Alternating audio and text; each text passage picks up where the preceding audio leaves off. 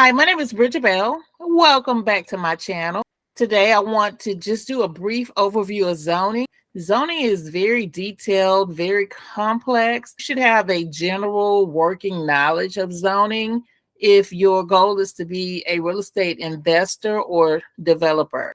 And zoning is different in each city, county, municipality, completely different. The zoning that I'm going to present today is for Riverdale, which we had to use for our Midtown Riverdale project, the 3 acres that we're developing as a mixed use development. The rules for the mixed use development in Riverdale is completely different from the rules for mixed use developments in the city of Atlanta.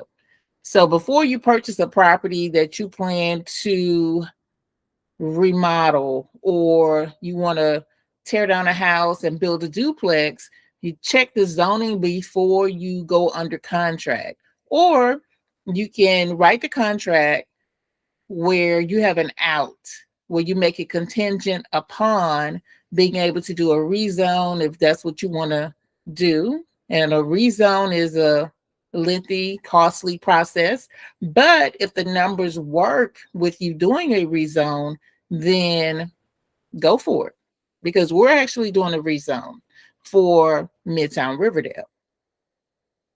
But the easiest way, and what I suggest to new investors, new developers, is to choose properties where you don't have to go through rezones.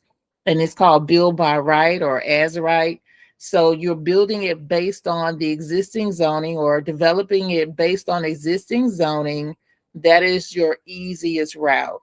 And you can check the zoning by address. That would be like a muni code or maps. There should be some type of link on the zoning department's website, or if it's an area that they're not as up to date as far as posting information on their website, or they might not even have a website.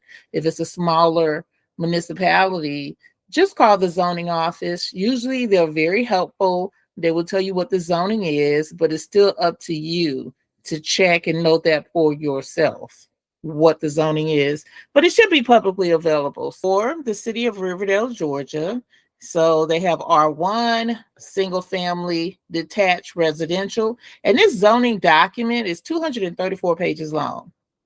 So I read as necessary. So all of their definitions as far as what is a building, what is a sidewalk, all of that's in here. But R1, single family detached residential, and that's for a relatively large lot. R2 says the same thing as R1, with the exception being moderately sized lots. And in the document, it goes into more detail about what they consider relatively large and moderately sized. And then you have R3, residential attached district. You have MR, multifamily, and then it goes into its commercial districts, neighborhood commercial, general commercial, office institutional. And office institutional is what our property is currently zoned as, but we're changing it to mixed use. And then there's a hospital overlay. So this is what we are going to develop our property as, which is a mixed use district, meaning there is a component that's residential and there's a component that is commercial, all on one property. Also include architectural design standards. Then it goes into like manufacturing or the industrial districts. Riverdale is good about having a use table, and you see, I already know where to go for that. This is what I made myself familiar with. I've read through this so many times. As you can see, I've highlighted. This table made it easier for me to just go down a column and figure out what's in each district, in each zoning district. I just went down MU. Actually, I went down NC because you want the most bang for your buck.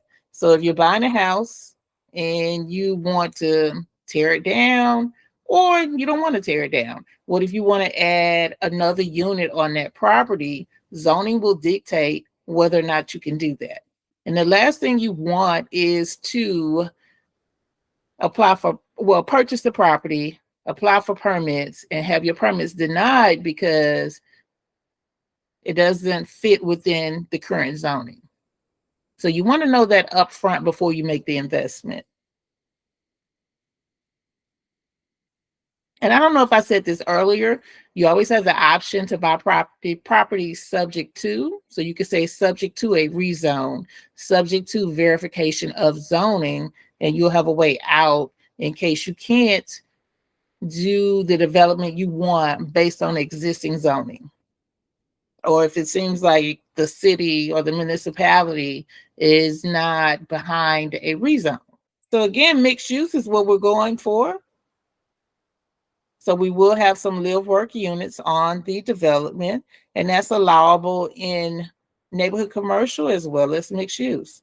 But mixed use just gives you more options.